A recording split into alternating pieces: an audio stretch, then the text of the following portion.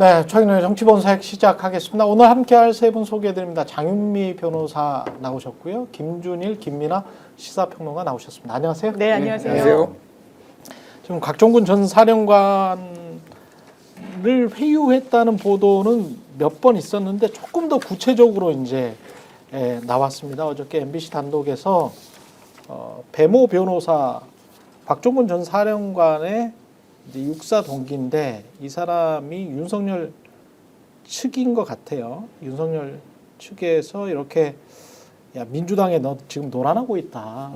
그러면서 뭐 진술을 바꾸라는 식으로 이야기를 하는 것 같은데 아내도 단호했고 곽종근 전 사령관의 아내가 정말 존경할 만한 분이군요. 정말 강단이 있으시더라고요. 네, 아내들은 보통 그래도 뭔가 우리 가족이 살 길이 있으면 그쪽으로 가는 게 맞지 않나? 뭐 이런 생각들을 많이 하시는데 아내건 남편이건 또 배우자분들은 아니 그러니까 그쪽으로 가는 게 살 길이라고 판단을 안 하신 거죠. 어떻게 보면. 그렇지. 예. 정확하게 지금 정세 판단도 잘하셨고 네, 그러니까요. 올고준 분이죠. 예. 그러니까 뭐 올바른 정치적으로도 올바른 데다가 그쪽으로 그러면은 지금 만약에 진술을 번복하거나 민주당으로부터 회유당해나 공작이 있었다라고 얘기를 하면은 그럼 곽종근이 살 것이냐. 그렇지. 그러니까 본인의 책임을 다 하고 그리고 오히려 이제 그런 부분이 좀 나중에 가명의 사유가 되거나 그렇지. 아니면은 뭐 이제 뭐 이렇게 사면이 될 수 있거나 뭐 이런 그렇죠. 것들을 보는 게 차라리 현실적이다고 본 거고 뭐가 됐든 어쨌든 저는 이분이 이제 내란 계엄 사태에 깊숙이 개입을 했지만은 그 이후에 보여준 행동에 대해서는 굉장히 좀 존중하는 마음이 존경심마저 듭니다. 어쨌든 본인이 계속 얘기를 하는 게 부하 직원들은 잘못이 없다. 내가 다 책임지겠다. 이게 그렇죠. 가장 누구랑 비교가 되잖아요. 윤석열 씨랑 지금 비교되죠. 10명이 지금 군인들이 지금 깜빵에 그렇죠. 구치소에 있는데 윤석열은 좋다고 혼자 나와가지고 계속 이러고 있고 그게 참 진짜 책임감 있는 사람이 어떤 거구나라는 거를 좀 보여주는 것 같아요. 이 윤석열 씨는 대한민국 군대를 이용해서 본인의 어떤 사적인 이익 계엄을 통해서 본인과 본인의 김건희 씨의 어떤 범죄 혐의 같은 걸 덮어버리려고 한 거 아니에요? 그렇죠. 지금도 그러고 극강의 그렇죠. 이기주의를 보여주는 거예요. 법률적으로나 정무적으로나 그렇죠. 굉장히 이 변론에 임했던 자세도 그렇고 지금까지도 왜냐하면 회유가 여러 차례 있었다는 보도가 있었고 이건 비교적 근래에 있었던 거거든요. 이런 식으로 회유했다는 거예요. 우리 당신이 이런 식의 입장 계속 견지하면 우리 다 죽는다. 근데 그 뉴스를 보다가 보니까 제 남편이 오히려 그게 정말 이제 짚어주신 대로 죽는 길일 거다. 만약에 지금 상황에서 진술을 번복한다는 건 있을 수도 없고요. 그렇죠. 이미 자기 확신이 너무 서 있는 거예요. 부하들을 내가 명령을 내려서 이 부분에 대해서는 온전히 내 책임으로 가져가기로 하고 그것이 맞는데 이제 와서 남 탓을 하고 그게 아니었다. 사실관계가 다르고 민주당 때문이었다. 만약에 민주당에 회유가 있었다고 하더라도요. 중요한 건 그러면 A라는 사실을 완전히 없는 사실로 가공해서 아니면 과장해서 얘기하라고 한 것인지 그런 건 전혀 없어요. 그냥 진실을 밝혀달라. 그냥 진실을 밝혀주고 우리를 믿고 야당이 이 부분과 관련해서 우리를 믿고 한번 진실을 이야기할 수 있도록 우리가 도와주겠다.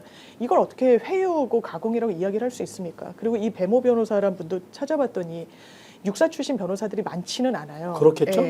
그리고 이 성이 많은 성씨가 아니잖아요. 배 씨가. 그렇죠. 그러니까 아마 한 명 육사 47기 배모 변호사가 있더라고요. 근데 이런 쪽 전문이라기보다 뭐 부동산 이쪽으로 전문 활동을 하셨던 분인 것 같은데 이분이 그렇다면 왜 아무리 동기여도 그냥 개인적으로 자발적으로 이랬을까? 저 그랬을 가능성 없다고 봅니다.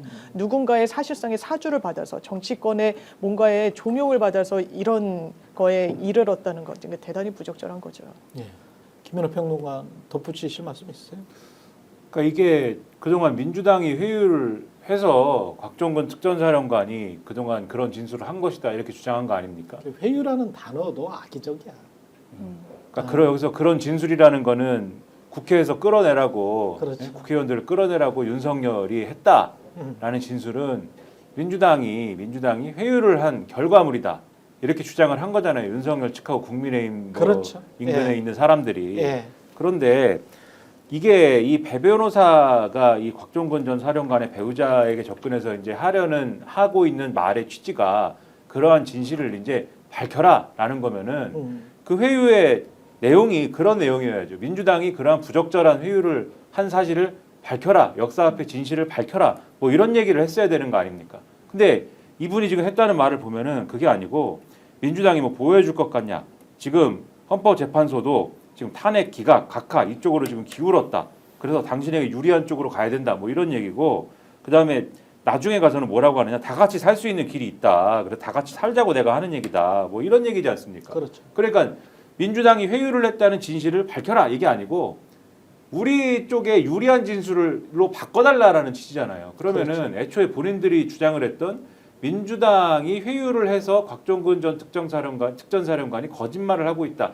이게 본인들이 생각하기에도 그 얘기가 아니라 민주당 회유설이 본인들이 생각할 때도 자기들의 유리한 진술을 해달라는 어떤 요구 이 맥락인 것이다라는 게 이 여기서 드러나는 거죠. 역으로. 그렇죠. 예.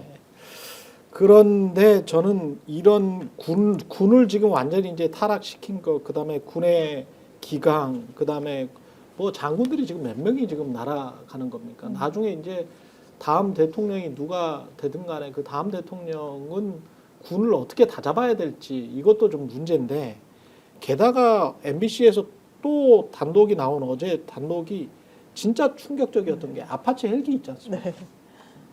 그거 헬기가 떠서 이제 정찰을 하는데 일반적인 그 정찰 업무를 하는 게 아니고 가서 일반 통신으로 야 우리가 적을 무슨 공격한다. 네. 그리고 고공비행을 해서 적의 눈에 잘 띄게 보여라. 오히려. 예. 이거는 군인들의 생명을 놓고 조종사가 가서 격추당해서 죽을 수도 있는 상황 아니에요. 도감청이 지금 다 되고 있는데 한국군도 그렇고 제가 사실은 그런 부대에 있었거든요. 군대 있을 네. 때 도감청을 북한군도 하고 있고 한국군도 하고 있고 미군도 하고 있습니다. 네. 뭐 수십 년 동안 이러고 있어요. 우리나라가 정전 상황이기 때문에. 근데 가가지고 그 헬기가 거기에 떠서 비무장지대 주변에 떠가지고 일반 통신으로 이런 북한이 바로 도발할 수 있는 이런 말을 한다는 거는 북한도 아마 깜짝 놀랐을 거예요. 얘들 그러니까 미쳤나? 네. 내용이 원래 네. 이제 아파치 헬기가 참여하는 훈련이 지난해 6월, 7월, 8월 그리고 비상계엄 직전 11월 4차례 진행이 됐는데 여기서 조종사들이 참석한 브리핑에서 고도를 높여서 적이 볼 수 있도록 하라 이렇게 지시가 내려졌고 예. 여기서 교신이 오고 갔는데 훈련 도중에 적을 타격하라 이런 이제 교신이 오고 가는데 보통 이런 내용은 비화 통신으로 해야 되는데 당연하죠. 누구나 도감청을 할 수 있는 일반 통신망으로 이러한 교신이 오고 갔다. 그래서 이게 이상하다라고 생각을 해서 이제 합참에 왜 이랬냐라고 물어보니까 이거는 뭐 정상적인 작전이고 뭐 원래 이렇게 합니다. 통상 훈련이고 3월에도 훈련이 예정돼 있습니다. 이렇게 답을 했는데 돌연 3월 훈련은 취소했다. 이게 정상적인 작전 아니에요. 절대 이렇게 안 합니다. 절대 이렇게 안 하고요. 이거는 진짜 그 우리가 무슨 뭐 몸에 휘발유 뿌리고 어디에 들어가는 불난데 들어가게 군인들 그렇게 시킨 거야. 이게 진짜 지시한 사람이 정말 나쁜. 이거 의도가 있어 보이는 거예요. 예. 왜 그러면 계엄 직전까지 했었고 뭐 노상훈 씨 수첩이나 여러 정황으로 북의 도발을 좀 끌어내자라는 취지가 있었어요. 그렇죠. 왜냐하면 계엄을 하기 위해서는 그냥 할 수 있는 게 아니에요. 윤석열 씨는 계엄의 요건이 무르익었다고 하지만 전시 사변에 준하는 국가 비상 상황. 우리가 제일 이런 상황을 용이하게 만드는 건 북한의 어쨌든 도발인데 그걸 자초하기 위함 아니었나라는 의도가 보이는 거죠. 짚어주신 대로 이거 원래 통상적인 훈련이야. 그러면 했어야죠. 3월이라고 꼭 집어서 얘기했으면 그거 안 하기로 했다라는 거예요. 그리고 그 전에도 이 조종사들이 이 군 관계자들이 이거 너무 이상한데 이거 너무 위험한데 그렇지. 이게 보란 듯이 이렇게 도감청 하십시오라고 하는 듯이 그리고 오히려 눈에 띄도록 고공 비행을 하라고 그랬고 그리고 군의 이 무슨 기지에서 2-3km 불과 그렇게 떨어지지 않은 곳까지 접근했다는 거예요. 근접 비행을 했었다는 북한군에. 거예요. 예. 그러면 이거는 목표가 있어 보이죠. 하나. 북의 도발을 좀 끌어내려고 했다는 의도가 아니면 사실 설명되지 않아요. 그리고 그 의도가 평시 같으면 아유 말도 되지 않아라고 치부했겠습니다만 계엄이 있었잖아요. 예. 그리고 거기에 부합하는 다른 증거들이 있기 때문에 아 대한민국을 얼마나 위험에 빠뜨리려고까지 했었던 것인가라는 좀 의문이 지워지지 않습니다. 그러니까 이게 진짜 나쁜 인간들이야. 진짜 나쁜 인간인데, 네. 그러니까 왜 노상원을 민간인이었던 이제 예비군이었던 네. 아저씨 노상원을 중용했는가 보면은 무슨 점을 잘 보고 뭐 그래서 뭐 했다는 썰도 있지만 제가 보기에는 소시오패스 성향이 윤석열이랑 상당히 비슷했을 것 같다. 무슨 얘기냐면은 예전에 2016년에 그 이제 정보사에서 그 부하 직원이 증언했잖아요. 조끼에다가 폭파 폭탄 그렇죠, 설치해가지고 임무 복귀하면은 폭파해버려라. 예. 그러니까 사람을 이게, 그냥 폭파시켜서 죽여라. 예. 그러니까 이게를 도구로 보는 거야, 그러니까.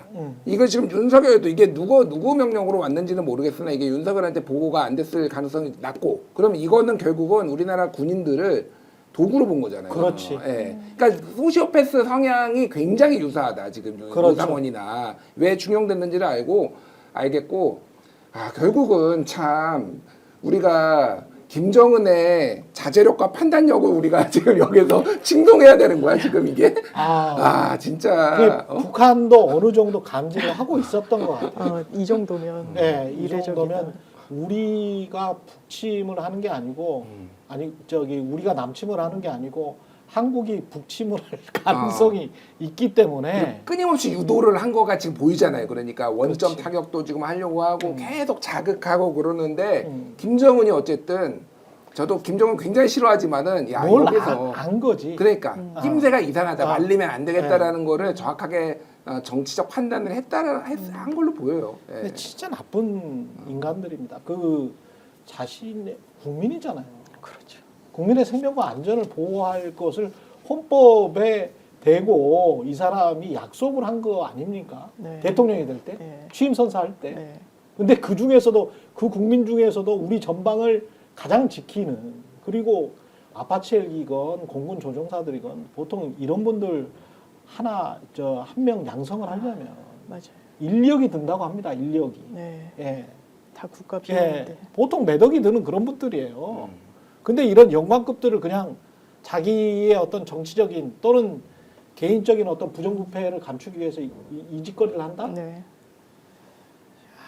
정말 이런 것도 다 재판을 할 때, 내란죄 재판을, 형사 재판을 할 때 하나하나씩 그 사유가 될 수 있는 거 아닙니까? 당연하죠. 왜냐하면 이 부분과 예. 관련해서는 계엄이란 건 적법하게 발령이 돼도 형식적인 절차를 거쳐야 되는 것도 누락을 했는데 그렇죠. 실체적 요건과 관련해서 인식했던 걸로 보이는 정황이에요. 아, 이거 계엄을 발동할 상황이 아니었구나. 그러니까 이런 짓을 했다라고 그렇지. 보여지는 거죠. 그렇지. 그러니까 상황을 만들기 위해서, 빌드업 시키기 위해서. 왜냐하면 무슨 안가 회동이니 뭐니 이런 게 대단히 예전부터 있었어요. 그러면서 비상대권이다 뭐다 하는 이야기들이 수시로 튀어나왔었다는 거예요. 그 인식에 같이 공유하면서 계속해서 준비 작업을 했는데 지금 3월, 6월, 7월, 8월 이때는 어느 정도 빌드업을 구체화시키는 거죠. 군의 도발을 자초하려고 했던 측면이 있어 보여서 이래서 특검이 정말 필요한 거고 윤석열 대통령은 정말 이런 얼마나 우리 군을 위험에 빠뜨린 겁니까? 그런데 저는 개인적으로 가증스럽다고 생각하는 게 본인이 체포영장 되게 자발적으로 나갔다는 취지로 이야기를 하면서 무슨 소리예요? 젊은 경호처 직원들도 대한민국 국민이라 내가 뭐 나가준다 이런 취지의 또 발언을 했다라고 소개되고 있는데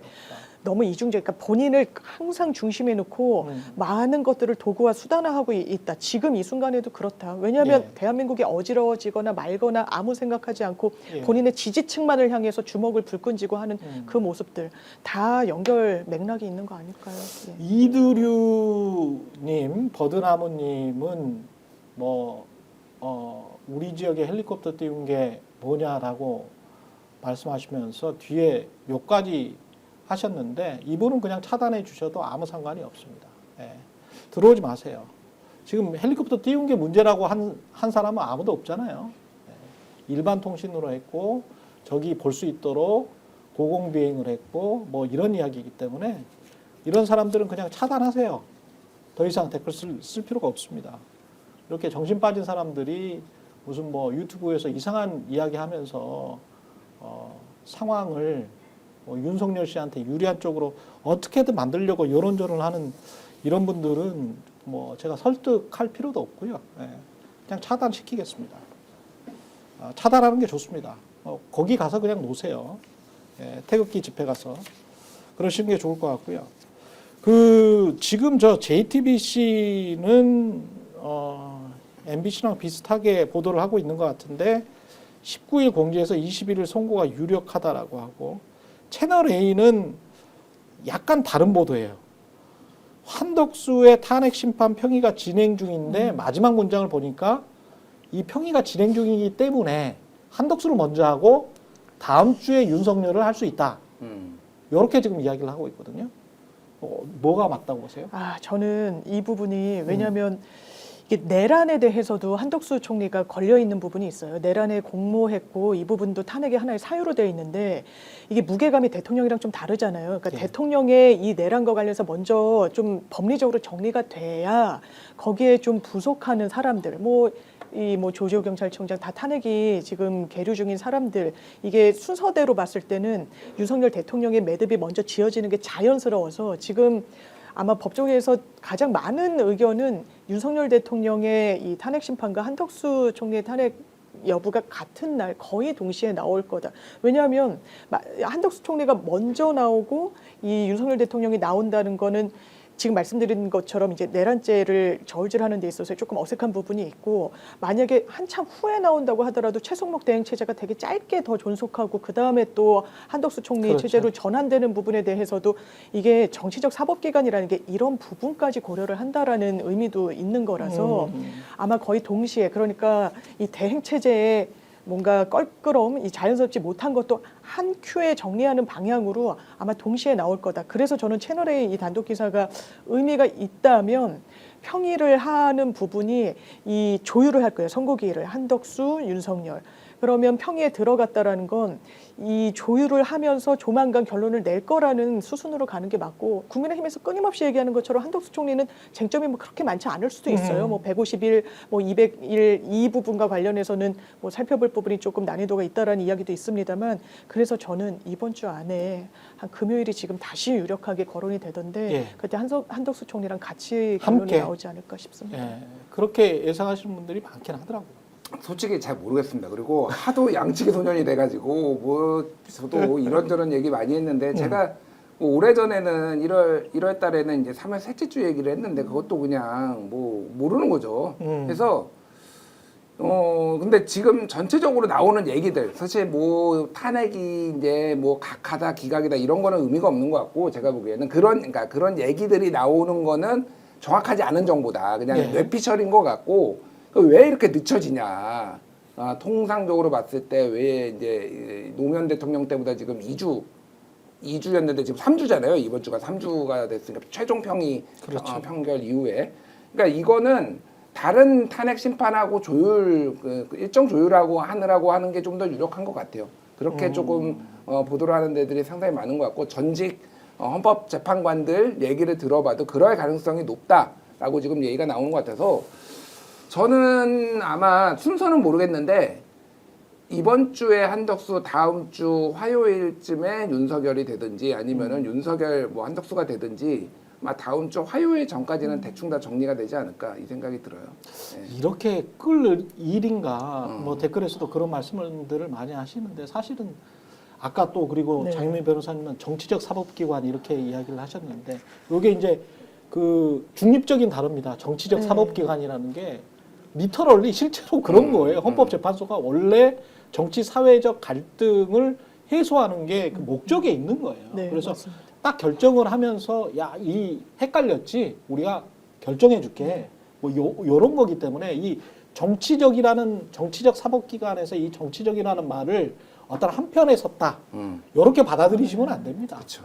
요거는 이제 좋은 의미의 정치적으로 정무적으로 그거를 사법이라는 형태로 해서 해결한다. 요렇게 이제 받아들이시는 게 맞겠고요. 그거를 너무 이렇게 누구 편에 선다, 민주당 편에 선다, 무슨 국민의힘 편에 선다 이렇게 헌재 존립 이유는 그게 아니기 때문에 그렇게는 해석하지 않아 주셨으면 좋겠어요.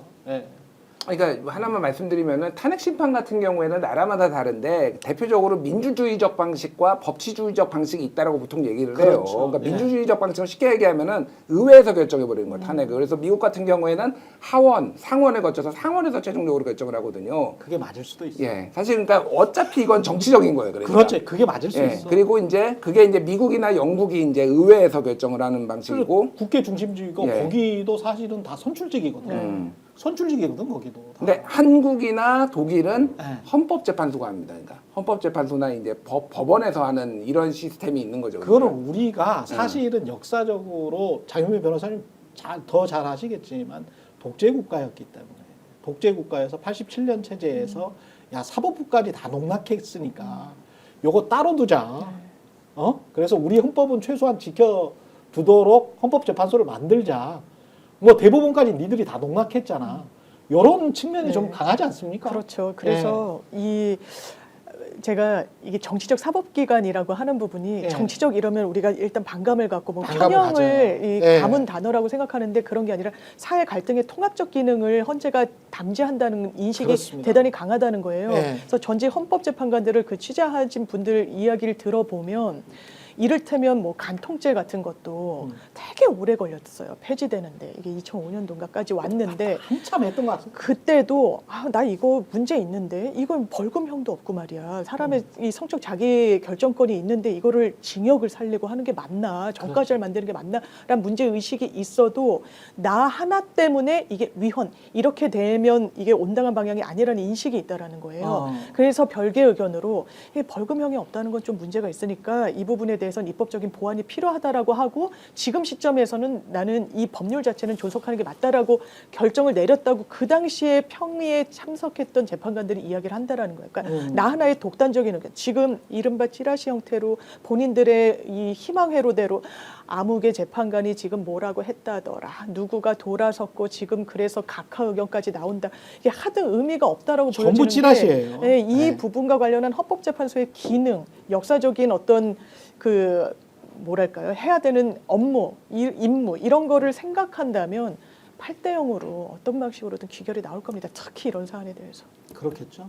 김연아 평론가도 그렇게 생각하시죠? 8대요. 이거는 이제 다른 어떤 사회적인 어떤 뭐 가령 지금 말씀하신 뭐 임신 중단이나 이런 거는 이제 사회적인 의견 분포나 이런 것도 고려를 해야 되는 사안이지만 이거는 헌법 위반 여부를 이제 다퉈야 되는 사안이지 않습니까? 예. 이거는 다른 판단의 여지 자체가 없습니다. 그렇죠. 그러니까 파면이냐 아니냐, 탄핵 인용이냐 아니냐를 볼 때는 당연히 이거는 8대 0 외에는 다른 결론이 불가능하죠. 불가능한 건인데 다만 왜 늦어지고 있느냐에 대해서 밖에서 볼 때는 제일 중요한 게 이제 파면이냐 아니냐인 것이지만 내부에서 판단할 때는 그게 아닐 수도 있는 거다. 파면이냐 아니냐는 이제 명확한 것이지만 하지만 결정문이라는 걸 쓸 때는 거기에 이제 주어진 쟁점이나 이런 거에 대해서 다 각각의 의견들이 지금 있는 거 아닙니까? 그리고 각각의 의견들을 다 충실히 담아야 되는 거 아닙니까? 가령 박근혜 전 대통령 결정문 탄핵 결정문만 봐도 우리가 관심 가지는 거는 박근혜 탄핵됐어.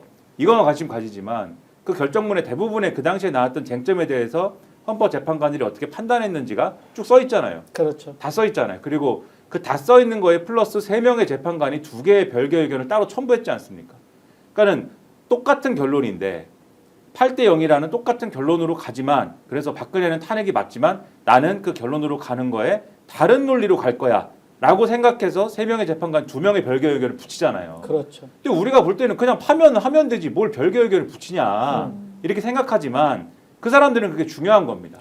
평생 남으니까. 그렇죠. 평생 남으니까이기도 하고 어떤 대통령이 또 나와서 국정농단을 할 수 있는데 그렇죠. 그 국정농단을 할 때 야 옛날에 국정농단 했던 박근혜 때 결정문을 보면은 이러저러 해서 그때는 그 결정문에 내가 했던 이 행위는 없어 이렇게 주장할 수 있는 거잖아요. 그러니까 이래도 그렇고 저래도 그렇고 다 안 되는 거야라는 거를 결정문에 담아야 되지 않습니까? 어느 날 또 어떤 법꾸라지가 대통령이 돼서 또 계엄령을 선포를 하고 이러는데 전에 윤석열 탄핵됐을 때 보니까 결정문에 뭐 이런 방식으로 했을 때는 그 결정문에 뭐 안 써있더만 뭐 이렇게 우길 수도 있는 거 아니에요. 그렇죠. 그리고 지금 윤석열이 워낙 말도 안 되는 논리를 갖다가 붙여가지고 왜 내가 계엄령을 이런 식으로 선포한 게 정당하다. 이러니까 정당하다. 저러니까 정당하다. 무슨 말도 안 되는 얘기를 너무 많이 해놓지 않았습니까? 그거에 대해서도 어느 정도는 어쨌든 간에 다루지 않으면 안 되는 상황이 있는 거잖아요. 우리 입장에서야 말도 안 되는 얘기를 뭐 다 결정문에 씁니까? 그거 다 쓰지 않아도 되죠. 이렇게 넘어갈 수도 있는 것이지만은 어떤 얘기는 명확하게 판단을 내려줘야 나중에 어떤 놈이 또 어떤 사람이 그렇게 했을 경우에는 안 된다라는 걸 명확하게 기록에 남기는 거잖아요. 그러니까는 이런 걸 다 해야 될 텐데 그 모든 걸 다 함에 있어서도 어떤 논리로 어떻게 그 결정문에 담을 거냐에 대해서는 재판관들의 판단들이 다를 거란 말이죠. 그렇죠. 안 된다라고 하는 결론에 있어서는 같지만 이런 논리로 안 된다고 할 것이냐 저런 논리로 안 된다고 할 것이냐 다 달랐을 거란 말이죠. 그래서 이런 것들을 서로 합의하고 그래 끝까지 합의가 안 되면 별개 의견 쓰시오 뭐 이렇게 갈 수도 있을 거고 이런 거를 이제 좀 논의하는데 시간이 많이 걸리지 않았을까라고 이제 추측을 하는 겁니다. 이것도 알 수 없는 거니까. 그렇죠. 그래서 이런 이유도 있을 수 있고 저런 이유도 있을 수 있는 것이기 때문에 그것은 무슨 뭐 결론에 있어서의 무슨 뭐 5대3이다 4대4다 이런 문제라기보다는 8대0이라는 결론 속에서 여러 논의가 있을 수가 있어서 늦어질 수 있다라는 걸 전제로 우리가 차분하게 지켜볼 필요도 있는 거 아니냐 이런 생각을 저는 하고 있습니다. 그 2004년에 노무현 전 대통령 관련해 가지고 무슨 선거 개입한 거 아니냐 그래가지고 탄핵이 그때는 기각이 됐었잖아요. 그렇죠. 근데 10년 뒤에 2014년에 KBS 시사기획창에서 보도를 했는데 그때 권성, 김영일, 이상경 이 세 명의 재판관은 소수 의견을 냈었더라고. 소수 의견을 냈었어. 그리고 본인들은 야 이거는 위법한 사안을 했기 때문에 대통령을 탄핵해야 된다라고 소수 의견을 냈는데 설득을 당한 거야. 설득을 당해서 8대0으로 나온 거예요. 그렇죠. 8대0으로 이게 그러니까 10년 후에 아 그때는 그랬다라고 나오는 거지. 지금 뭐 어떻고 저떻고 한 거는 다 이게 헌법재판관들이 절대 말할 리가 없습니다. 그러니까 네. 그때 네. 노무현 대통령 때는 소수 의견을 밝히는 게 헌재 없었어요. 그렇지. 그래서 아예 그 규정을 개정을 합니다. 그래서 맞습니다. 소수 그 의견을 이후에 개정이 됩니다. 개정이 된 거예요. 예. 네. 그 이후에 그렇게 해서 이제 개정이 되는 거기 때문에 헌법재판소 법이 이렇게 바뀌는 거거든요. 그렇게 되고 이제 2000 몇 년인가요? 우리 박근혜 전 대통령 2017년 2017년이죠. 그때 이제 확실하게 된 거죠. 아 중대한 위법 사유와 중대하지 않은 위법 사유를 노무현 전 대통령과 박근혜 전 대통령 사이에 이제 기각과 인용이 이게 차이가 난다. 그러면 노무현과 박근혜의 그 스펙트럼에서 확 뛰어넘는 중차대한 위법과 위헌 사유를 이분은 해버렸거든. 그렇죠. 윤석열 씨는 해버렸잖아요. 그렇기 때문에 이게 야 박근혜만도 못해? 네. 국정농단 박근혜만도 못해? 그 정도로 중대하지 않아 이게? 계엄한 게? 라고 하면 이거는 나라가 이거는 끝장난다는 거지. 이거는 아니 분명히 8대0으로 나올 겁니다. 8대0으로 나오고 한두 명이 뭐 별개 의견 그래 그러면 쓰세요. 뭐 이런 상황일 거라고 봅니다. 저도 그러고 그러니까 주변에 변호사들이 이렇게 묻는 거예요. 아니 당신 같으면 기각 사유를 쓸 수 있겠냐는 거예요. 그렇지. 탄핵을 기각하는 사유. 그러면서 아무리 생각을 해봐도 만약에 쓴다면 뭐 국회 계엄 해제권을 어쨌든 시간차를 두긴 했지만 수용을 궁극적으로는 해준 거? 그 정도 말고는 다른 사유가 떠오르지도 않는다는 거예요. 그래서 그런지 제가 국민의힘 소속의 변호사나 아니면 뭐 법률가나 이렇게 논리를 보면 기각 얘기보다 각하 얘기를 더 하는 게 기각은 진짜 쓰기가 어려우니까 형식적 요건 이런 식으로 약간 포인트를 좀 돌리는 주장을 요 근래 많이 하고 있더라고요. 심지어는 뭐 관련 유튜브에서 이게 각하가 되려면 몇 명이 필요하고 이게 다 그 실무 제요에 별도로 있거든요. 그렇죠. 이런 걸 막 강의를 하고 이러는 거예요, 변호사가요. 그러니까 이 기각은 너무 논리적으로 본인들도 생각했을 때 말이 안 되니까 각하 얘기를 하는 게 아닌가라고 또 추정되는 부분인데 그렇죠. 근데 각하 할 것 같으면 여기까지 오지도 않았습니다. 오지도 않았지. 한 증인을 2번씩 부르고 직권 증인을 채택해서 하고 실체조차 들여다보지 않는다는 게 각하인데 이렇게 실체를 많은 방어권을 보장하면서 여기까지 오지도 않았죠. 예.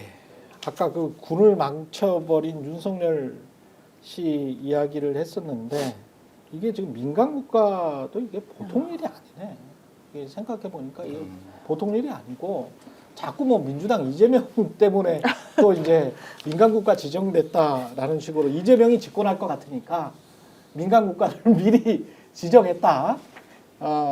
근데 이 상황을 보니까 이래요. 2023년 1월에 1월에 그 말을 윤석열 씨가 대통령으로 있을 때 했더만요. 핵무기를 핵무장, 보유, 예. 핵무장을 할 수도 있다. 할 수도 있다. 이런 식으로 이제 톤을 살짝 높여서 이렇게 우리가 할 수도 있다. 이렇게 했습니다. 그리고 난 다음에 4월인가 워싱턴 선언을 해요. 네, 네. 4월 27일에.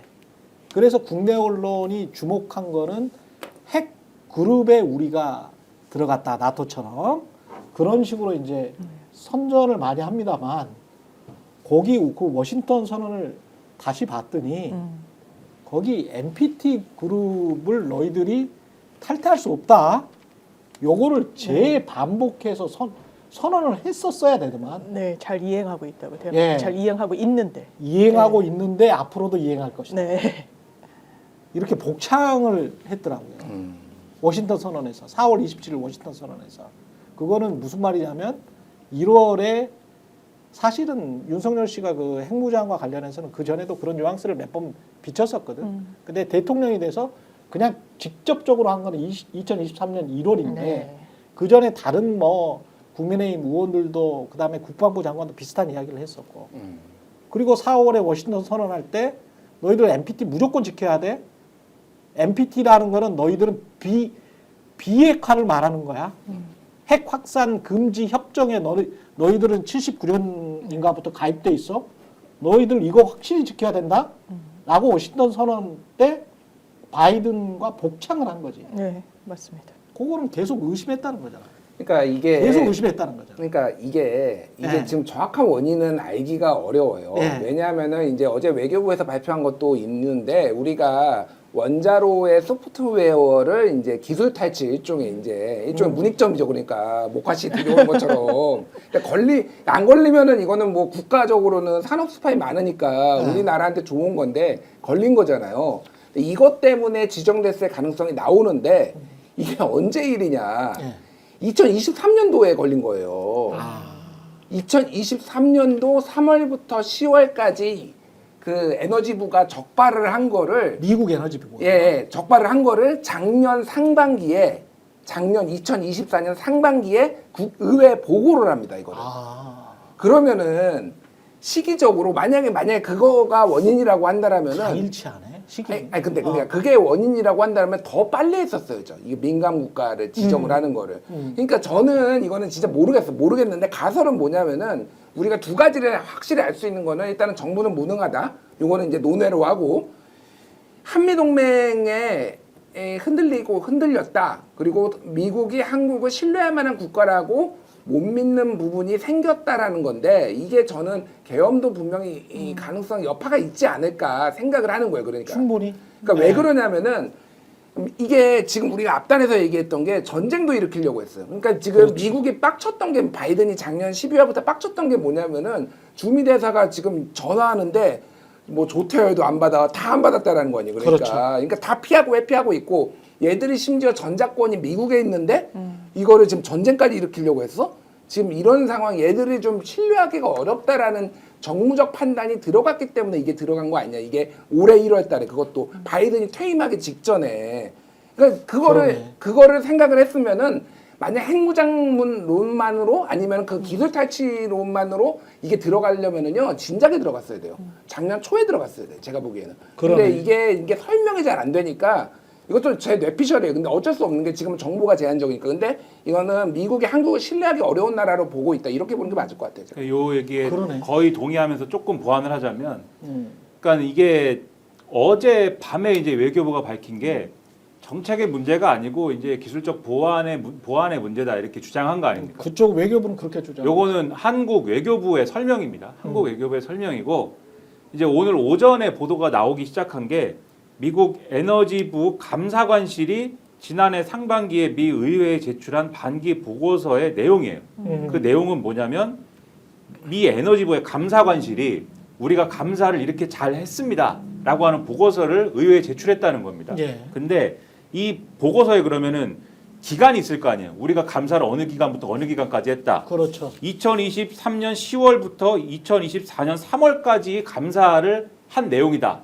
요 내용이에요. 근데 요 내용에 뭐가 들어있냐면 에너지부 산하연구소 직원이 수출 금지 품목인 이 원자로 설계 소프트웨어를 들고 한국행 비행기를 타다가 걸렸다. 계약직 직원이. 그래가지고 요거를 우리가 적발을 했다. 요 내용이 있어요. 그 다음에 이 직원은 외국 정부와 접촉한 정황이 드러났다.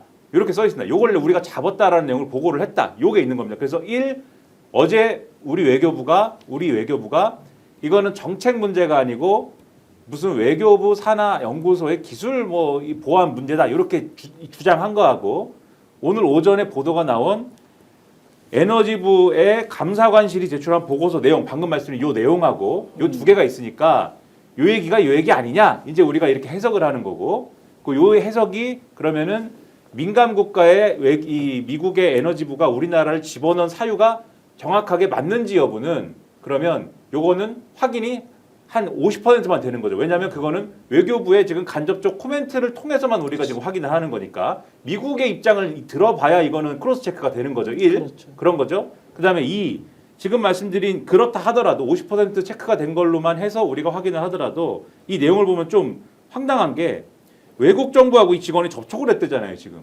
정부와 접촉을 했다. 네, 외국 정부하고 접촉을 했으면 이 외국 정부는 어디냐? 한국 정부든가. 그렇죠. 그렇죠? 한국 정부인데 그냥 외국 정부라고 써놨든가. 중국 등이거나. 그렇죠?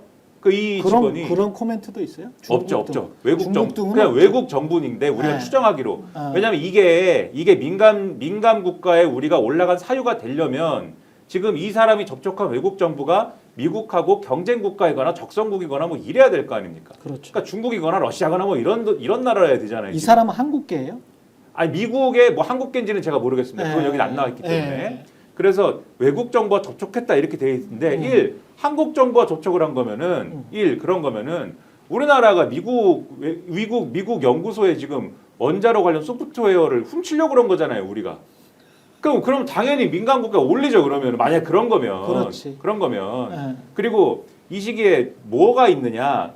우리가 웨스팅하우스랑 뭐 그거 한수원이랑 뭐 이 경쟁 관계가 있었지 않습니까? 경쟁 관계라기보다는 하여간 지적재산권 관련이죠. 뭐 그 난리가 있었지 않습니까? 뭐 그런 거냐? 뭐 이런 추정도 가능하고 그래서 그런 거일 수도 있고 만약에 이 직원이 뭐 중국이랑 뭐 이렇게 접촉을 하려고 한국행 비행기를 타서 여기서 뭐 한번 거쳐가려고 뭐 한 것이다. 그런 거면 이것만으로 우리를 민간 국가에 넣지 않죠. 이런 사례면 우리한테 무슨 협조 요청을 하거나 이래가지고 이런 사례가 재발하지 않도록 이 사람을 뭐 잡자고 하거나 이런 사례를 뭐 방지하기 위한 따로 무슨 업무 협약을 하자고 하거나 이랬을 거 아닙니까? 그렇죠. 그러니까 이런 문제였으면은 이것만으로 민간 국가에 올리는 게 아니라 다른 이유가 있는 거죠. 민간 국가에 올린 거는 다른 이유 뭐겠습니까? 지금 김준일 평론가님 말씀해 주신 대로 핵무장론, 그다음에 비상계엄 선포 이런 게 결정적이었을 것이고 그다음에 마지막으로 이 연구소 관련 문제가 있었다 하더라도 저는 앞에 말씀드린 다른 그런 문제가 있었다 하더라도 비상계엄이 있지 않았으면은 우리가 전혀 알지 못하는 상황에서 민간 국가에 올해 1월 달에 민간 국가 리스트에 우리나라를 올리는 이런 일은 없었을 거다라고 저는 생각을 합니다. 왜냐하면 맞아요. 결론적으로는 우리나라를 신뢰하지 못하기 때문에 이 민간 국가 리스트에 올린 거잖아요. 그러면 결정적으로 이 한국하고 뭔가 협의를 하거나 대화를 해갖고 뭔가 이걸 풀려고 해야 되는데 그렇게 할 수 있는 루트가 없기 때문에 그냥 올려 이렇게 된 것일 텐데 그 루트가 왜 끊겼겠습니까? 알려주지도 않고 비상계엄을 선포해가지고 지금 어떻게 통제가 안 되는 상황으로 들어갔기 때문에 그렇게 된 것이지. 그래서 비상계엄이 핵심이다. 여기에서 딱 하나 지금 두 가지 정도 빠진 에피소드가 저도 좀 리서치를 더 해봐야 되겠습니다. 수미테리 사건이 지금 하나 빠졌고요. 맞아. 수미테리 사건이 그게 우리가 알고 있었던 수미테리 사건이 아니었을 수도 있어요. 그러니까 그때 당시에는 뭐 수미테리가 이거 뭐 칼럼도 많이 쓰고 완전히 퍼블릭 피겨입니다. 이 사람은 그냥 공적 인물로 한미 간에 왔다 갔다 가교 역할을 해주는 그런 사람이고 생각 자체도 윤석열이랑 거의 비슷한 상당히 극우적인 생각을 가지고 있는 사람이에요. 그래서 미국 우파들이 굉장히 좋아할 만한 사람인데 이 사람이 무슨 뭐 몇십만 달러 무슨 선물하고 뭐 이랬다고 해가지고 간첩 혐의로 미국이 잡아 넣어버렸거든. 미국에서 간첩 혐의면 평생 깜빵에 살아야 돼요. 평생 깜빵에 살아야 되는데 수미테를 넣었거든요. 근데 윤석열이랑 똑같은 생각을 가지고 있었던 사람이었어. 수미테리는 포린 어페어스나 이런 데 기고하는 거 보면 이 사람은 진짜 가관이야. 가관이었던 그런 사람이었는데 이 사람을 넣었고 그 다음에 이제 또 한 가지 빠져 있는 게 브래드 셔먼이 빠져 있어. 브래드 셔먼이 연방의 하원 의원으로 14선을 하고 아태 소위 의장까지 했었던 사람인데 그때 그 사람이 MBC 시선 집중에서 계엄이 일어나고 난 다음에 12월 한 중순인가 이런 인터뷰를 했었잖아요. 그게 한국에서 장난친 건데 북한이 진짜 소규모 전쟁을 벌인 것처럼 해가지고 뭐 한국 사람들 죽였어도 우리는 믿지 않았을 것이다. 네, 기억나요. 네. 그렇죠. 네. 그러니까 미국은 계속 와치를 했었던 것이고 아 얘네들이 전쟁까지 일으킬 수 있구나. 전쟁까지 소규모 전쟁을 일으켜서 뭐 한반도를 극단적인 상황으로 가면 얘네들은 핵무장 할 수도 있겠고 핵무장을 할 만한 과학 기술은 가지고 있거든요. 네, 네. 뭐 오랫동안 뭐 그랬기 때문에 그러면은 그리고 난 다음에 1월 달에 지금 지정을 해버린 거잖아요. 그러면 보고 보다가 야 얘들 안 되겠구나. 이렇게 판단했을 가능성이 꽤 높지. 저는 그런 게 왜냐하면 이게 민간 국가가 지정되고 미국에서도 이제 분석이 나오고 의견 개진들이 있는 거예요. 이를테면 군비 통제협회 사무총장 뭐 이런 사람들이 왜 민간 국가에 됐는지 얘기를 하는데 그렇지. 이거는 한국이 자체 핵무장론으로 도발적인 의견 개진을 했기 때문이고 에너지부가 분별력 있는 결정을 한 거다. 이렇게 진단을 하고 있어요. 브루스 베넷 미국 군사 전문 싱크탱크 랜드 연구소 선임 연구원이라고 하는데 이번 결정 배경은 윤석열의 핵무장론이다. 그러니까 말씀 주신 대로 이 윤석열이 정확하게 2023년도 1월 11일에 북한 핵 문제가 심각해지면 전술 핵 배치나 우리 자체 핵을 보유할 수도 있다. 그리고 미국 가서는 마음만 먹으면 1년 이내 핵무장할 수 있다. 그런데 이게 2023년도 일이에요. 그러니까 시간적 격차가 있으니까 이게 직접적이진 않겠지만 점점이 이어보면 계엄, 전쟁도 불사할 수 있고 북한이 도발한 것처럼 해서 이러면 핵무장론이 더 이 힘을 그렇지. 받을 거고 그리고 NPT 얘기가 나온 것도 어떻게 보면 이례적인 거예요. 이게 한미동맹 80주년 기념의 결과물이었거든요. 워싱턴 선언이라고 했는데 거기서 뜬금없이 이런 잘 지키고 있다는 걸 재확인했다. 다시 한번 청명했다. 이런 게 미국은 대한민국을 우려 섞인 시선으로 보고 있었구나. 저는 실소가 나오는 거예요. 윤석열 대통령 아메리칸 파이 부르고 뭐 가치 외교 한다라고 하고 네. 그 결과물인 거예요. 언론에서 바이든한테 뒤통수 맞았다라고 하는데 주어를 바꾸면 바이든은 뒤통수를 때린 거 아닙니까? 그렇죠. 때릴 수밖에 없었던 거예요. 믿을 수 없으니까요. 미국의 결도 맞지 않고 한미 동맹을 그냥 와해시켰으니까. 그런데 성조기를 들고 지금 윤석열 대통령을 지키겠다는 것도 코미디라고 생각합니다. 그리고 이거를 트럼프가 몰랐을까 1월에 지정을 하는데 트럼프 인수위에서 충분히 알았겠지.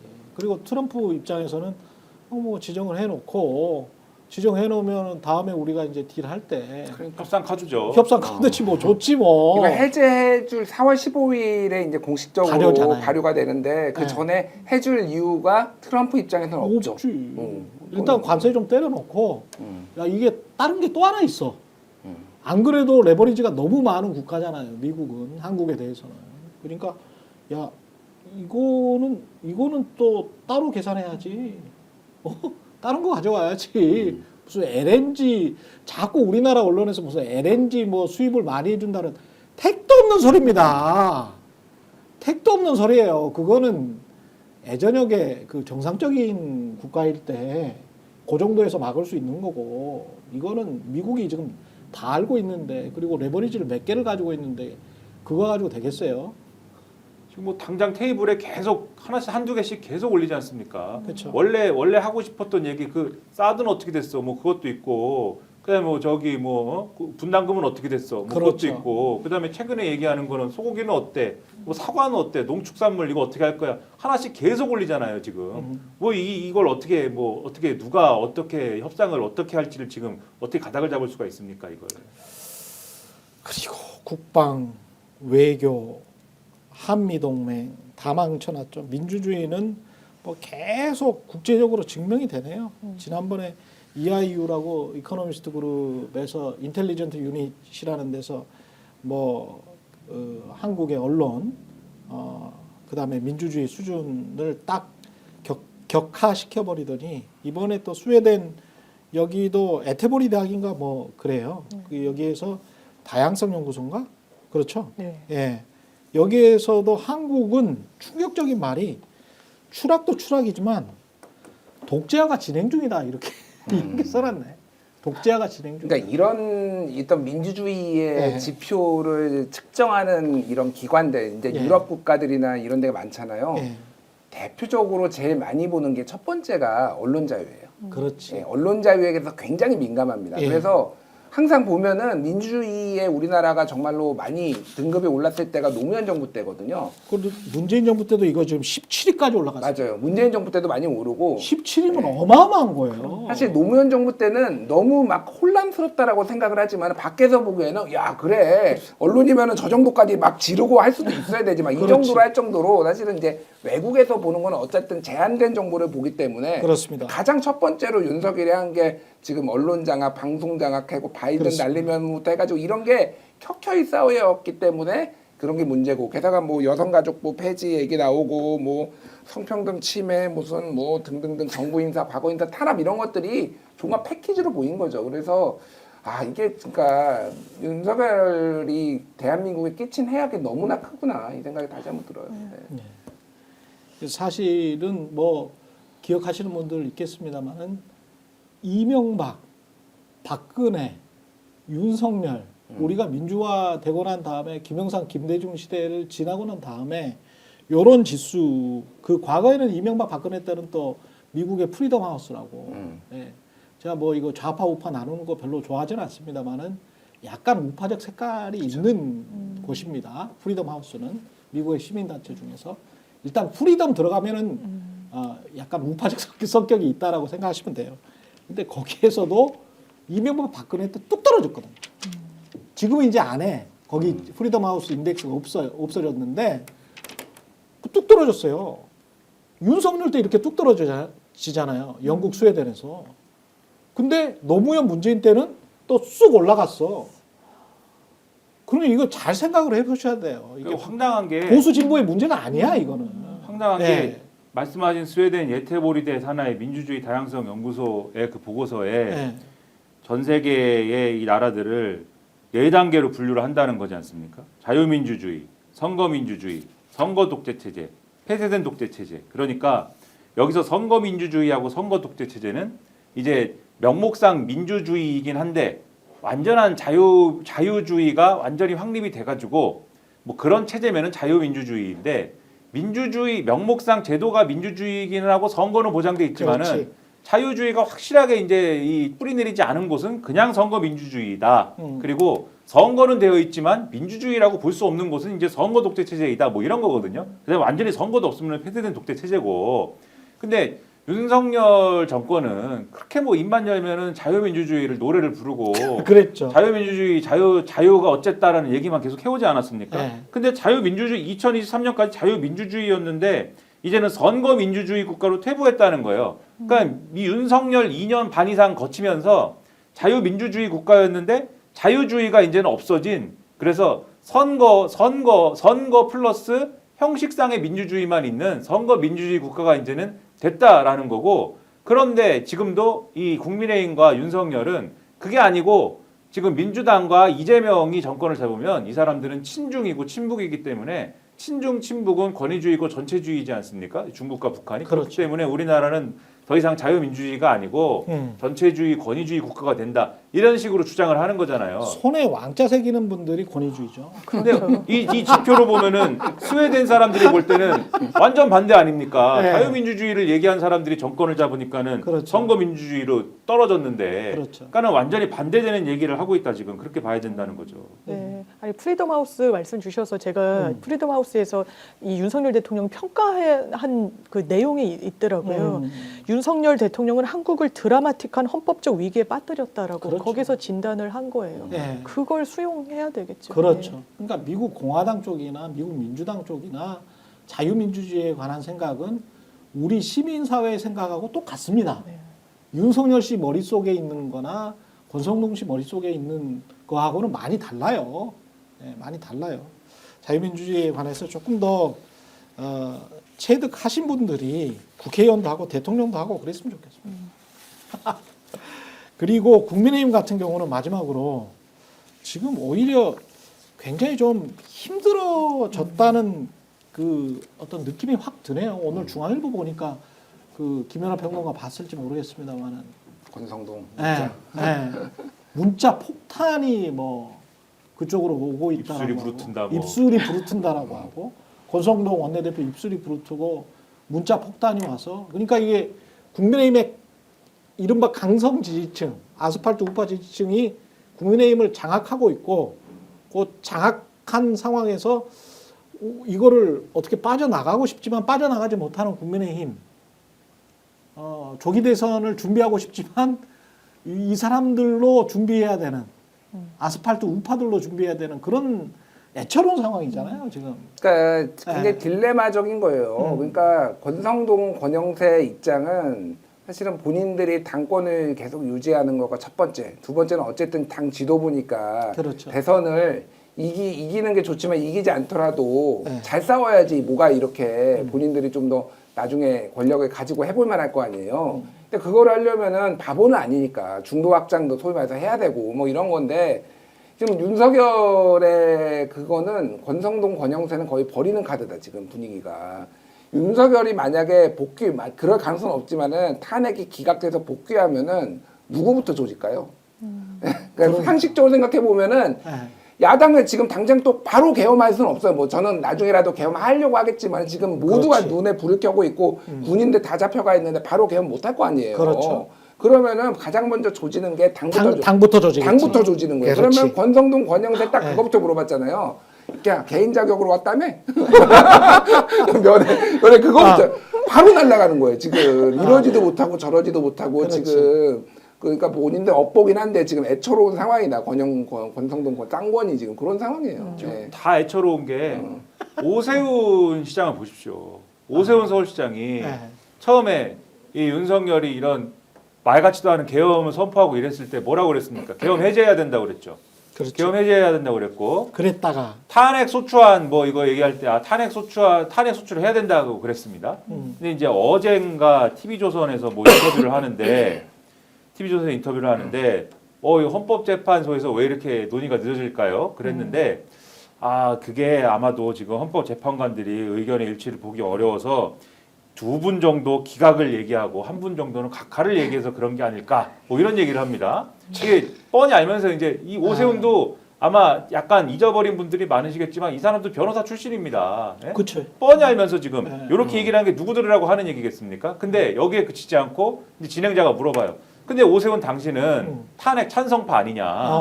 탄핵 찬성파로 분류가 돼 있는데 그런데 오세훈이 그 특유의 그 톤으로 그게 오해다. 오해다. 그게 오해다. 내가 페이스북에 일단 탄핵 소추를 하는데 당론으로 하는 게 좋다라고 쓰기는 했는데 그걸 일단 판단을 받아보자라는 취지였고 나는 탄핵 찬성파가 아니다. 뭐 이렇게 얘기하면서 그거는 오해에 불과하다. 이렇게 주장을 했거든요. 그러니까 이제부터는 그러면 오세훈은 탄핵 찬성파가 아니다. 그래서 이게 탄핵 소추를 통해서 헌법재판소 사법적 판단을 받는 것이 사태 수습 방법이라는 취지였고 이거를 탄핵 찬성으로 분류하는 거는 아무래도 무리가 있을 것이다. 이렇게 얘기를 했거든요. 그러니까 이제부터는 오세훈은 탄핵 찬성파가 아니죠. 근데 이게 누구 눈치 보고 이러는 거겠습니까? 그렇죠. 결국은 당내 당원, 그다음에 지지자들의 흐름이 탄핵 찬성파가 돼서는 이 사람들의 선택을 받지 못한다라는 게 지지율의 흐름을 봐도 그렇고 자기가 피부로 느끼는 것도 그렇고 명확하기 때문에 지금 이러는 거 아니겠습니까? 그래서 앞으로 국민의힘은 뭐 보나마나 그런 흐름으로만 갈 것이어서 별로 그렇게 앞날이 밝지 않다라는 게 여기서도 드러나는 거죠. 진짜 이번 대선은 거의 포기할 수밖에 없을 것 같아요. 당협위원장 공모를 했는데 3분의 1이나 못 채웠다는 거 아니에요? 이게 현실인 거죠. 겉으로만 큰 소리 치는 거예요. 내심으로는 알 겁니다. 이게 현실이니까요. 그렇죠. 정말 지금 당장 조기 대선 치러진다고 했을 때 정권 잡을 가능성이 거의 낮죠. 없어. 그런데 이렇게 향후에라도 잡고 싶으면요. 이런 길로 가면 안 되는 거예요. 그렇지. 윤석열 대통령 구속 취소가 어떻게 보면 반짝 효과가 있을 수 있겠지만 장기적으로는 모두를 어렵게 하는 거예요. 오세훈 시장 망가지잖아요. 이렇게. 왜냐하면 개혁 보수 기치를 못 거는 거예요. 왜냐하면 자기가 대선 주자가 되고 대통령 되고 싶으면 당내 경선부터 뚫어야 되는데 아주 공고하거든요. 거기에부터 그렇지. 소구해야 되거든요. 그러니까 나경원, 윤상현, 오세훈, 한동훈 다 망가지는 거예요. 한동훈 대표도 마찬가지입니다. 선명성이 점점 흐릿해지는 거예요. 언젠간 만나겠다 어쩐다 하면서 이게 그러면 중도층 정말 표심을 공략해야 되는 중도층 이 유권자들 마음에 가 닿는 메시지와 정치적 행보냐 점점 거리가 멀어지거든요. 그러니까 윤석열 대통령 지금 구치소에 접견 갔더니 아무개를 내가 찍었다 뭐 이렇게까지 얘기를 하고 있다라는 예, 이야기가 있어서 아무개가 누구냐 어쩌고 이러는데 저번에 그 예. 국민 추천 후보 그 얘기를 했다. 누구가 후보다 땡땡땡이 후보다 뭐 이런 거를 그 중앙일보 논설위 강찬호 논설위원이 기사로 썼는데 땡땡땡이라고 했어요. 김문수라고 했어요. 김문수는 아니고? 아니에요. 제가 김문수 알기로. 아니고 김문수하고 윤석열은 결이 안 맞아요. 아 그렇습니까? 그리고 윤석열은 기본적으로 그게 이념이 중요한 게 아니라 본인한테 충성하는 사람이 중요하기 때문에 김문수를 지지할 리는 없을 겁니다. 아마. 그래요? 예. 그러면은 그렇게 충성하는 사람이 누구지? 뭐 있겠죠. 그게 윤상현? 뭐 윤상현, 뭐 원희룡 등등등 추론이 나오는데 제가 말씀드리는 거는 윤석열은 진짜 이기적인 사람이기 때문에 끝까지 이거를 본인의 정치적 어떤 이득 이런 걸로 지금 타개를 하려고 할 거예요. 그래서 뭐 장성철 소장이 지난번에 얘기했던 윤석열 차기 당대표 출마설이 저는 허투루 들리지 않아요. 그러니까 차기 당대표를 본인이 한다고? 왜냐하면은 그러니까 아니 재판 받으면서 내란죄 재판 받으면서 이거를 야. 탈출하기 위해서는 정치적으로 자기가 결집하는 수밖에 없다. 그러니까 이제 장 소장이 그런 얘기를 했거든요. 그러니까 뭐가 됐든 본인이 직접 등판을 하든 아니면 본인의 꼭두각시를 세우든 이 사람은 보수 진영이 중요한 게 아니야. 윤석열은. 그래서 참 최악의 상황이다. 제가 보기엔 보수가 그런 생각이 들어요. 국민의힘을 진짜 잡아 먹어버리는 거야. 아니, 당 뽀개버리겠다고. 진짜 당을 뽀개버리네. 진짜 뽀개겠네요. 그러면. 이야, 국민의힘은 그렇게 왜소화되면 근데 자업자득이지 뭐. 어떻게 거기에서 딱 나와서 그 결정적인 순간들이 몇 번 있었어요. 그렇지. 예, 결정적인 순간들이 있었는데 본인들이 그렇게 해버렸기 때문에 어쩔 수가 없는 것 같습니다. 예, 심심한 조의를 표합니다. 마지막으로 광고 드리겠습니다. 비교원으로 최대 108만 원의 혜택을 놓치지 마시기 바랍니다. 비교원 하나면 인터넷 신규 가입할 때 48만 원이고요. 휴대폰 통신사 변경할 때 최대 30만 원, 정수기 렌탈 최대 30만 원입니다. 인터넷 성능은 뭐 거기서 거기죠. 혜택만, 현금만 잘 비교하시기 바랍니다. 비교원은 23년 동안 60만 명 누적 가입자고요. 지금까지 누적 현금을 983억 원을 지급했습니다. 개인정보 보안도 철저해서요. 한 건의 보안 사고도 없습니다. 8억 원 이상의 보증보험을 가입해서 한 번도 억울한 일 없도록 준비된 인터넷 비교원. 인터넷, 휴대폰, 정수기 비교는 비교원에서 하시기 바랍니다. 비교원 보장제를 실시하고 있습니다. 혜택이 적을 때는 150%를 보장해드리고요. 자세한 내용은 1670-2571 상담받으시거나 네이버에 인터넷 비교원 검색하시고 상담 신청하시기 바랍니다. 지인 추천할 때마다 최대 4만 원 모바일 상품권도 드리고 있습니다. 네. 최경련의 정치본색이었고요. 장현미 변호사, 김준일, 김민아 시사평론가 함께했습니다. 고맙습니다. 감사합니다. 스픽스는 말하는 언론입니다. 대세는 유튜브, 그중에서 스픽스. 좋아요, 댓글, 구독, 알림 설정. 여러분이 저희를 사랑해 주시고 우리가 여러분을 사랑하는 4가지 방법입니다.